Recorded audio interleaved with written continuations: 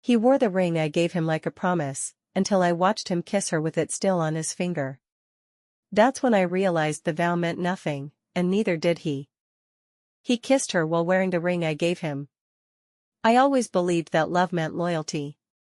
That when someone gave you a piece of their heart, and a piece of jewelry to match, it meant they were choosing you, every day, no matter what. I never imagined I'd be the one watching the man I loved kiss someone else, while still wearing the ring I placed on his finger with trembling hands and tears of joy. It started as a normal Tuesday. He told me he had a work dinner, something formal, some client to impress. He kissed my forehead, adjusted his tie in the mirror, and told me not to wait up, but something in his eyes felt distant. Forced. Like a part of him had already left the room. The ache in my chest told me to let it go. That I was being paranoid. But my gut was screaming. So I followed it. I drove slowly behind his Uber, my heart pounding, my palms sweating on the steering wheel. Every red light felt like a countdown to devastation. When he finally stepped out in front of a high-end restaurant, I expected to see coworkers. Suits. Laptops.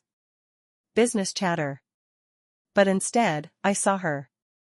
She was younger, blonde, wearing a red dress that clung to her like it was sewn on.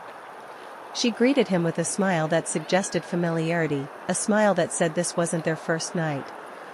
He took her hand, guided her inside. I stayed in the car. Stunned. I tried to convince myself I was misinterpreting. Maybe it's a client. Maybe he's just charming for business. Maybe. Then they came out. Hours later. Laughing, arms around each other like they'd never known pain. And then, as if my heart hadn't broken enough, I saw it. He kissed her. Not just a kiss. The kind of kiss that says, I missed you. The kind of kiss that belongs to promises. And all I could focus on was the glint of silver on his left hand, the ring I gave him on our anniversary. The ring we had engraved together. I didn't cry. Not at first. I just sat there. Frozen. Betrayal has a way of turning time into a slow, cruel blur. I couldn't believe that after everything, after the years, the struggles, the late nights helping him build his career, this was how he repaid me. When I finally got home, I didn't sleep. I couldn't. The image of him and her played on repeat in my mind like a nightmare I couldn't escape. The next morning, he came in acting normal. Greeted me with a tired smile, dropped his keys on the counter, and asked what was for breakfast. I looked at his hand again. That same damn ring.